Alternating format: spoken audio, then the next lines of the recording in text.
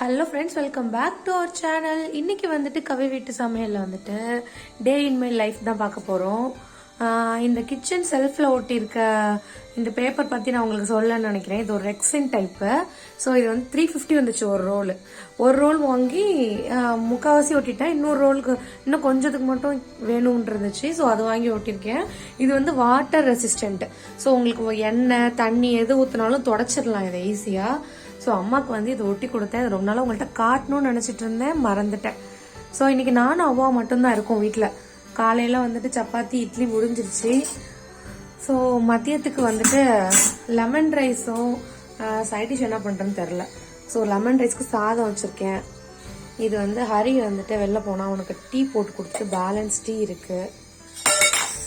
இது வந்துட்டு என்னென்னா தக்காளி.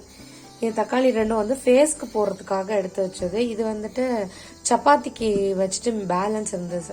ஸோ உங்களுக்கு ஃபேஸ் வந்து ரொம்ப ட்ரையாக இருக்குது, ஸ்கின் வந்து திட்டா வந்துட்டு உரிகிற மாதிரி இருக்குது, அதாவது இந்த பனிக்கு அப்படின்னா இந்த தக்காளியில் லைட்டாக பயிர் மாவு இல்லைன்னா அரிசி மாவு தொட்டு ஜென்டலாக வந்து ஸ்க்ரப் பண்ணிங்க அப்படின்னா உங்களுக்கு அந்த டெஸ்டின்ஸ் வந்து கிளியர் ஆகிட்டு உங்களுக்கு வந்து நியூ ஸ்கின் வந்து க்ரோ அப் ஆகும். ஸோ உங்களுக்கு வந்து ஸ்கின் க்ளோ ஆகும்.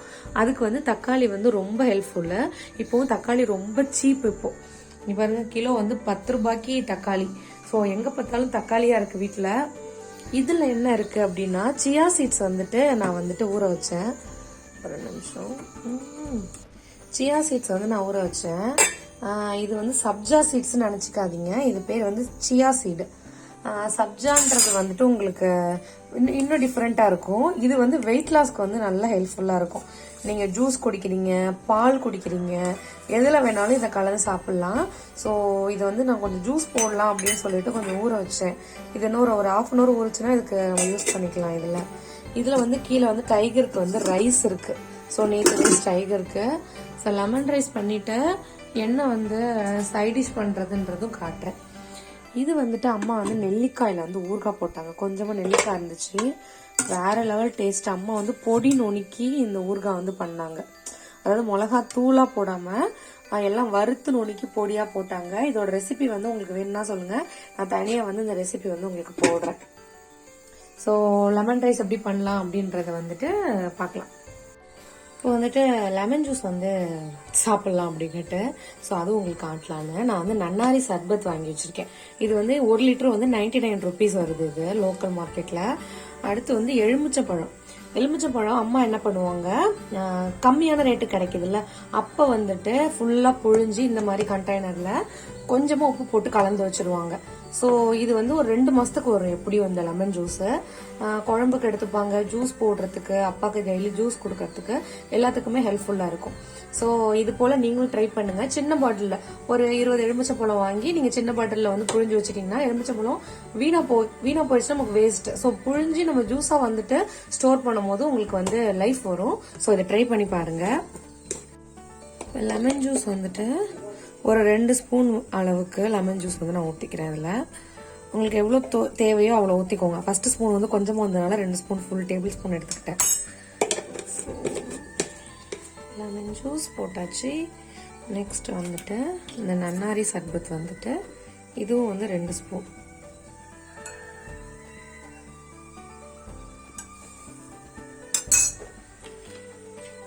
ஸோ நன்னாரி 2 ஸ்பூன். நம்ம ஊற வச்சுருக்கோம் இல்லையா இந்த சியா சீட்ஸ், இது வந்து இந்த வாட்டரோட அப்படியே வந்துட்டு கலந்துக்கோங்க.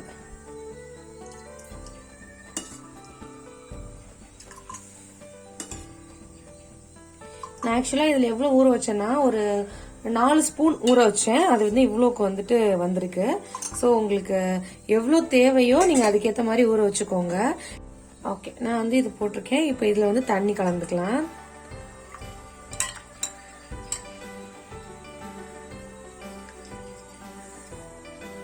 ஸோ வந்து இந்த லெமன் ஜூஸ் வந்து உங்களுக்கு வெயிட் லாஸ் ஆகும். உங்களுக்கு வந்துட்டு இந்த நன்னாரி சர்பத் வேணாம், எனக்கு வந்துட்டு ஸ்வீட் வந்துட்டு வேணான்றவங்க நீங்கள் நாட்டு சக்கரை கூட இதுக்கு யூஸ் பண்ணிக்கலாம். ஸோ இதை ட்ரை பண்ணி பாருங்கள், உண்மையாக ரொம்ப ரெஃப்ரெஷிங்காக இருக்கும். இதுக்கு வந்து நான் ஸ்டா வந்துட்டு ஆக்சுவலாக இப்போ ரீசெண்ட் டைமில் ஸ்டெயின்லெஸ் ஸ்டீலில் வந்து ஸ்டா வந்துட்டு நான் பார்த்தேன். குறிஞ்சி மெட்ரோவில் பார்த்தேன். இது ரெண்டுமே வந்து 35 rupees. இது வந்து ஆனால் ஒர்த்தான இன்வெஸ்ட்மெண்ட் சொல்லுவேன். 35 ருபீஸ் நீங்கள் வாங்கினீங்கன்னா இது வந்து திரும்பி ரீயூசபிள் தான் இது. ஸோ வாஷ் பண்ணி திரும்பி போட்டுக்கலாம். நீங்கள் குழந்தைங்களுக்கு கூட இந்த பேப்பர் ஸ்ட்ரா கொடுத்தீங்கன்னா அவங்க ரொம்ப நேரம் வந்து குடிக்கிறப்போ அது வந்து ஊறிடும். ஸோ பேப்பர்ஸ் வந்து வயிற்றுக்குள்ள போகிறதுக்கு நிறைய சான்சஸ் இருக்கு. ஸோ இது மாதிரி ஸ்டெயின்லெஸ் ஸ்ட்ரா வாங்கிட்டு நீங்கள் கேரி பண்ணிக்கோங்க. நீங்கள் ஹேண்ட்பேக் வச்சிருக்கீங்கன்னா அதில் கேரி பண்ணிக்கிட்டீங்கன்னா எங்கே போனாலும் பசங்களுக்கு இதை கொடுத்துட்டு வீட்டுக்கு வந்து கூட நீங்கள் க்ளீன் பண்ணிக்கலாம். ஆக்சுவலாக இந்த 2 ஸ்ட்ரா வாங்கினப்ப இந்த 2 ஸ்ட்ராக்கு வந்துட்டு ஒரு கிளீனிங் பிரஷ் கொடுத்துருந்தாங்க. ஆக்சுவலாக இந்த பாக்கெட்ல தான் இருந்துச்சு. இது உள்ள ஒரு பிரஷ் இருக்கு பாருங்க.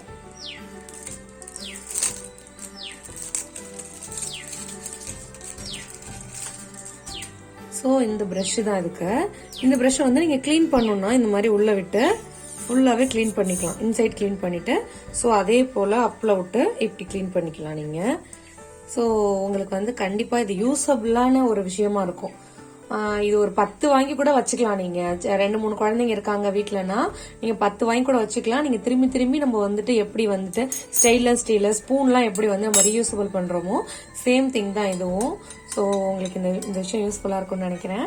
ஸோ நான் நெக்ஸ்ட் வந்து வீடியோ கண்டினியூ பண்றேன் உங்களுக்கு. நான் ஒரு 3 உருளைக்கிழங்கு எடுத்து தோல் சீவிட்டு குட்டி குட்டியாக க்யூப்ஸாக வந்து நான் கட் பண்ணிக்கிறேன். ஸோ உங்களுக்கு குயிக்காக காட்டணுன்றதுனால டைம் ஸ்லாப்பில் போட்டு எடுத்தது இந்த வீடியோ. ஸோ இதை கட் பண்ணிவிட்டு உங்களுக்கு வீடியோ வந்துட்டு கண்டினியூ பண்ணுறேன்.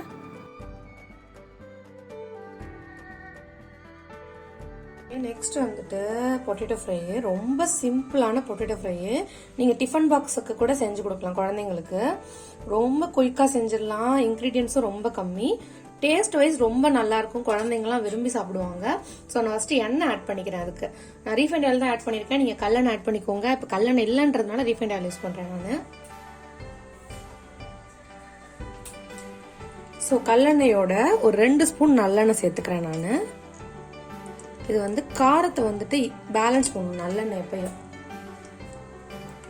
இன்னும் நல்லா சூடாயிடுச்சு. இந்த சூடான எண்ணெயில வந்துட்டு நான் வந்து உருளைக்கிழங்க போட்டுறேன். வெறும் எண்ணெயில உருளைக்கிழங்கு வந்து ஒரு 2 நிமிஷம் நல்லா வதக்குங்க. நான் உங்களுக்கு வதக்கிட்டு காட்டுறேன். நல்லா வந்து அவுட்டர் லேயர் வந்து நல்லா கொஞ்சம் பொரியணும், கொஞ்சம் லைட்டா உருளைக்கிழங்கு. நான் அதை பொரிஞ்சதும் உங்களுக்கு காட்டுறேன். இப்போ உருளைக்கிழங்கு வந்து நான் ஒரு 5 நிமிஷம் வரைக்கும் எண்ணெயில வந்து குக் பண்ணியிருக்கேன். இதில் ஒரு 30% வரைக்கும் குக் ஆயிடுச்சு இதில் உங்களுக்கு. ஓகே, இதில் 30% வரைக்கும் குக் ஆயிருக்கு. இந்த ஸ்டேஜில் வந்துட்டு நான் அடுப்பை சிம் பண்ணிக்கிறேன். சிம் பண்ணிட்டு ஒரு 1/4 டீஸ்பூன் வந்துட்டு மஞ்சத்தூள் போட்டுக்கிறேன். ஒரு 1/2 டீஸ்பூன் லைட்டாக காரத்துக்காக, ரொம்ப காரம் போடல. ஸோ தனி மிளகாத்தூள் போட்டுக்கிறேன். உப்பு வந்துட்டு டீஸ்பூன்ல அது மாரி 1.5 ஸ்பூன் வந்து உப்பு போட்டுக்கிறேன். நான் செக் பண்ணிட்டு அதுக்கப்புறம் சேர்த்துக்கிறேன் எனக்கு ஆட் பண்ணணும்னா. ஸோ இது எல்லாத்தையும் நல்லா வந்து எண்ணெயில வந்துட்டு ஃப்ரை பண்ணிக்கலாம். சிம்ல வச்சு ஃப்ரை பண்ணுங்க. ஏன்னா உங்களுக்கு அந்த காரத்தூள் வந்துட்டு தீஞ்சிரும், அப்புறம் தீஞ்சு ஸ்மெல் வர ஆரம்பிச்சிடும். ஸோ சிம்ல வச்சு கரெக்டா ஒரு 2 நிமிஷம், ரொம்ப குக் பண்ணிடாதீங்க. ஸோ 2 நிமிஷம் இப்படியே இருக்கட்டும். இப்போ வந்துட்டு 2 நிமிஷம் வந்து குக் ஆயிடுச்சு. நான் வந்து இதுல ரொம்ப கம்மியா வந்து தண்ணி ஆட் பண்ணிக்கிறேன். ஒரு முழு டம்ளர்ல வந்துட்டு 1/2 டம்ளர் அளவுக்கு தான் தண்ணி ஆட் பண்ணியிருக்கேன். ஸோ ஸ்லிம்ல வச்சிருங்க. இதை வந்து நீங்க கிண்டி கிளறிலாம் எது விட வேணாம். தண்ணி ஊற்றி அப்படியே சிம்ல வச்சிருங்க. சிம்ல வச்சு ஒரு 5 மினிட்ஸ்க்கு அப்புறம் ஒரு கிண்டி விடுங்க. திரும்பி 5 மினிட்ஸ்க்கு அப்புறம் இன்னொரு கிண்டி விடுங்க. ஸோ நான் உங்களுக்கு வந்து அது கிளறிட்டு உங்களுக்கு காட்டுறேன். ஸோ பொட்டேட்டோ ஃப்ரை வந்துட்டு ரொம்ப நல்லா கிறிஸ்பியா முறுமுறுன்னு சூப்பரா ரெடி ஆயிடுச்சு. ரைஸ் வந்துட்டு வெந்துருச்சு. லெமன் ரைஸ்க்குலாம் வந்துட்டு கொஞ்சம் சாதத்தை நல்லா வேக வச்சுக்கிட்டிங்கன்னா தான் உங்களுக்கு வந்து வரையாக ஆகாமல் இருக்கும். ஸோ நான் இப்போ ரைஸ் வந்துட்டு இதில் வந்து மாற்றிக்கிறேன். நல்லெண்ணெய் ஊற்றிக்கிறேன். நல்லெண்ணெய், பியூர் நல்லெண்ணெய் வந்துட்டு ஒரு 3-4 டேபிள் ஸ்பூன் வரைக்கும் நான் ஊற்றிக்கிறேன். ஸோ இதுதான் வந்து சாதத்தை வந்து கட்டி இல்லாமல் வந்துட்டு பொலன்னு வைக்கிறதுக்கு உங்களுக்கு வந்து ஹெல்ப்ஃபுல்லாக இருக்கும். ஸோ இது மாதிரி வந்து நல்லா எண்ணெய் வந்து ஒத்தாப்புல எல்லா ரைஸ்லையும் மிக்ஸ் ஆகுற மாதிரி நல்லா வந்து கலரி கொடுத்துருங்க. ஸோ இப்போ எண்ணெய் ஊற்றி நல்லா கலரிட்டேன் நான்.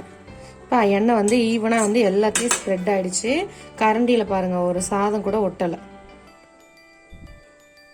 ஸோ இந்த அளவுக்கு வந்துட்டு நல்லா கிளியர் பண்ணிட்டு நீங்கள் ஓரமாக எடுத்து வச்சிருங்க. இப்போ வந்துட்டு லெமன் ரைஸ்க்கான அந்த தாளிக்கிற அந்த சிரப் செய்யலாம் இப்போ. ஸோ இப்போ லெமன் ரைஸ்க்கு வந்து அந்த சிரப் ரெடி பண்ணிடலாம். நான் ஃபர்ஸ்ட் அடுப்பு பற்ற வச்சுக்கிறேன்.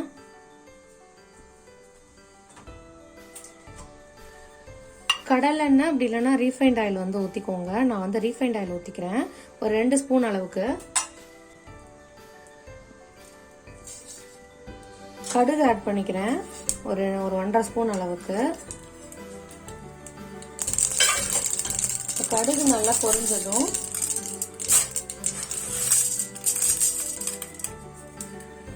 கடலைப்பருப்பு ஆட் பண்ணிக்கிறேன். அதோட கடலைப்பருப்பை நல்லா தாளிச்சுக்கோங்க, நல்லா வந்துட்டு பொரியிற அளவுக்கு.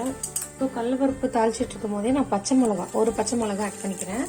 காரத்துக்கு தகுந்த மாதிரி நீங்கள் ஆட் பண்ணிக்கோங்க.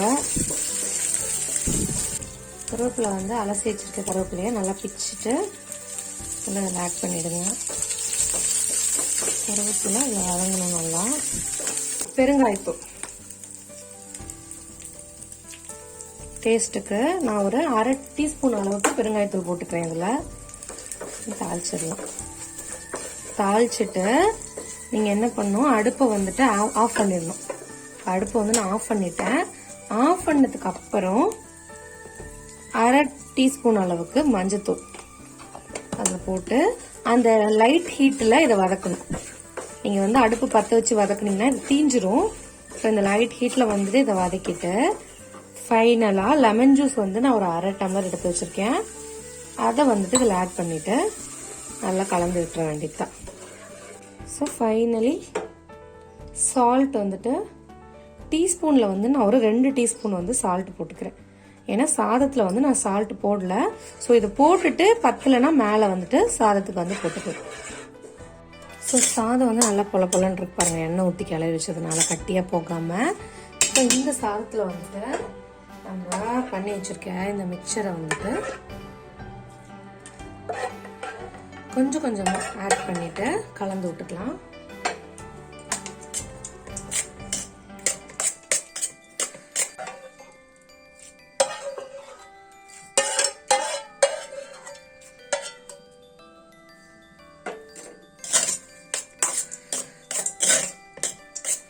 உப்பு சரியா இருந்தா இந்த இடத்துல வந்துட்டு நீங்க உப்பு போட்டுக்கோங்க, சரியா இல்லைன்னா.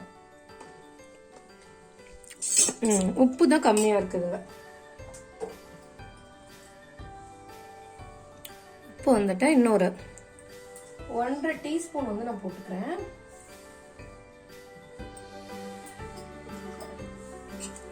போட்டுட்டு இந்த சாதத்தை நல்லா கலரி கொடுத்துருங்க. சாதம் வந்து அதை உள்ள இழுக்கும். நீங்க செஞ்ச உடனே சாப்பிட்டீங்கன்னா அவ்வளோ ஃப்ளேவர் கிடைக்காது. ஸோ செஞ்சு ஒரு 1/2 hour வச்சுட்டு நீங்கள் சாப்பிடுங்க. இப்போ லெமன் ரைஸ் வந்து ரெடி பண்ணிட்டு பண்ணலான்ட்டு சாதத்தை வந்து மீதி பேலன்ஸ் இந்த சாதத்தை வந்து நான் மற்ற வச்சு இது மாதிரி நல்லா கடைஞ்சிக்கிறேன் கொஞ்சம் லைட்டாக. இதில் வந்து இப்போ தண்ணி ஊற்றிக்கிறேன். நான் ஒரு 1/2 டம்ளர் வரைக்கும் தண்ணி ஊற்றிக்கிறேன். நீங்கள் இது மாதிரி வந்து தயிர் சாதம் பண்ணுறதுக்கு முன்னாடி தண்ணி ஊற்றி கொஞ்சம் நேரம் சாதத்தை வச்சுட்டு அதுக்கப்புறம் நீங்கள் தயிர் ஊற்றி கிண்டுனீங்கன்னா உங்களுக்கு தயிர் சாதம் வந்து நல்ல ஒரு கன்சிஸ்டன்சியில் நல்ல கொலன்னு கிடைக்கும். சில நேரம் வந்து தயிரும் சாதமும் ஒட்டாது சில நேரத்தில். ஸோ அந்த மாதிரி இருக்கிற போது இந்த மாதிரி தண்ணி ஊற்றி ஒரு 1/2 மணி நேரம் சாதத்தை இது மாதிரி கிடைஞ்சிட்டு தண்ணி ஊற்றி ஒரு 1/2 மணி நேரம் வச்சுட்டு அப்புறம் நீங்கள் தயிர் ஊற்றி கிண்டும் போது உங்களுக்கு செம்ம எம்மியான ஒரு தயிர் சாதம் கிடைக்கும். ஸோ நான் இது போல தான் இப்போ தண்ணி ஊற்றிட்டேன். தண்ணி ஊற்றி இப்போ இதை வந்து ஒரு 1/2 hour வச்சிட போகிறேன் அப்படியே. ஸோ நான் இந்த தயிர் சாதம் செய்யறதுல வந்து தண்ணி ஊற்றி வச்சிருந்தேன் 1/2 டம்ளருக்கு மேலே. இப்போ எப்படி சாதம் வந்துட்டு எப்படி இருக்கு பாருங்க. ஸோ இந்த ஸ்டேஜில் நான் வந்து இப்போ காய்ச்சி எடுத்த பாலை வந்து இதில் ஆட் பண்ணுறேன். இப்போ தான் காய்ச்சினேன், தண்ணி ஊற்றாம ஒரு 1/2 டம்ளர் அளவுக்கு பால் வந்து காய்ச்சிக்கிட்டேன். இதை வந்துட்டு இந்த சாதத்தில் ஊற்றி நான் அப்படியே வச்சிடுறேன். ஸோ நான் எண்ணெய் வந்து ரொம்ப கம்மியாக ஊற்றிக்கிறேன். ஒரே ஒரு டேபிள் ஸ்பூன் அளவுக்கு எண்ணெய் ஊற்றிக்கிறேன். எண்ணெய் நல்லா காஞ்சதும் ஒரு ஸ்பூனுக்கு கடுகு போட்டுக்கிறேன். ஸோ கடுகு நல்லா பொரியிற ஸ்டேஜில் ஒரு பட்டை மிளகாய், ஓகே, கொஞ்சம் நிறையாவே கருவேப்பிலை ஃப்ளேவருக்கு,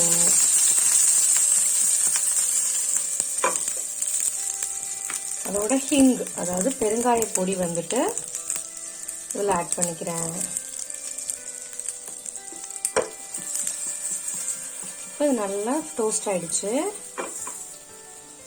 பெருங்காயம் மட்டும் கொஞ்சம் அப்படியே பொரியட்டும். இப்போ நான் அடுப்பை ஆஃப் பண்ணிட்டேன். மோர் எடுத்து வச்சிருக்கேன். கொஞ்சம் கெட்டியான மோர், ரொம்ப தண்ணியாகவும் இல்லை. ஸோ அந்த மோரை இதில் ஆட் பண்ணிடுறேன்.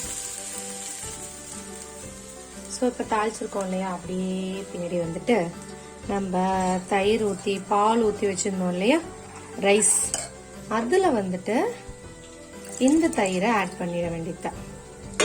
ஆட் பண்ணிட்டு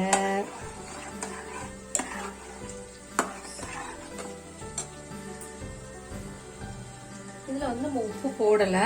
ஸோ டேபிள் ஸ்பூனில் 1.5 ஸ்பூன் அளவுக்கு உப்பு போட்டுக்கிறேன். போட்டுட்டு நல்லா கலரி கொடுத்துட்றேன். இதை வந்து அப்படியே நம்ம வச்சிட போகிறோம் 1/2 மணி நேரத்துக்கு. உப்பு மட்டும் பார்த்துக்கிறேன். உப்பு ஓகே. ஸோ இது அப்படியே ஒரு 1/2 hour வச்சிட்டேன்னா இது கெட்டி ஆகிடும். நான் கெட்டி ஆனதும் உங்களுக்கு காட்டுறேன். தோசைக்கு சூடாயிடுச்சு. இப்போ வந்துட்டு ஒரு முட்டையை அப்படி அழகா ஆம்லெட் போட்டுட்டு அதில் கொஞ்சமாக ஒரு பிஞ்ச் அளவுக்கு சால்ட் போட்டுட்டு அதை அப்படியே கொஞ்சம் இப்படி உடச்சி விட்டுருணும். இந்த சால்ட் வந்து கலக்கும் உள்ள நல்லா. ஸோ கலந்தாச்சு. ஃபைனலாக கொஞ்சோண்டு எண்டில் வந்துட்டு எண்ணெய் ஒரு சொட்டு. ஸோ முட்டை வந்துட்டு வெந்துடுச்சு. அப்படியே திருப்ப வேண்டியதான். பாட்டிக்கு வந்து பிளேட்டிங் பண்ணிடலாம். ரைஸ், லெமன் ரைஸ் வந்துட்டு 2 கரண்டி.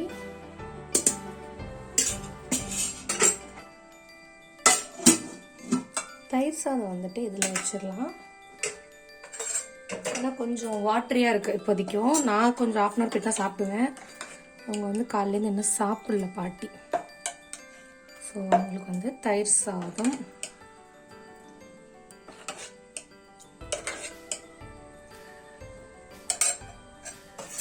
ஸோ வித் ஒரு ஸ்பூன் வச்சாச்சு.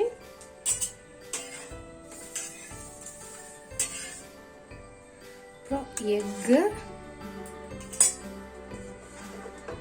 Last but not least potato fry. Potato fry அவங்க ரொம்ப சாப்பிட மாட்டாங்க, கால் வலிக்குதுன்னு. ஸோ கொஞ்சமாக வைப்போம். ஓகே, இதுதான் இன்னைக்கு என்னோட லஞ்சு. ஸோ இந்த வீடியோ உங்களுக்கு பிடிச்சிருக்கும்னு நம்புகிறேன். நம்ம வந்து அடுத்த வீடியோவில் ஒரு vlog அப்படி இல்லைன்னா ஒரு ரெசிபியோட உங்களை மீட் பண்ணுறேன் ஃப்ரெண்ட்ஸ். பாட்டிக்கு போய் கொடுக்குறதையும் பார்த்துட்டு அதுக்கப்புறம் வந்துட்டு நம்ம சேனலுக்கு பாய் சொல்லிட்டு கிளம்புங்க. ஸோ பாட்டிக்கு போய் அப்படியே கொடுத்துருவோம். டைகர் உனக்கு தான் சாப்பாடு வச்சுட்டு நான் அப்புறம் என்ன பார்க்குறேன். வா.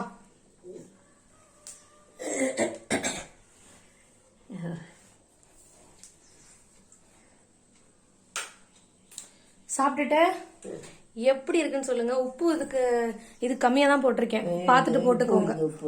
சரி, பாய் சொல்லிடுங்க எல்லாருக்கும்.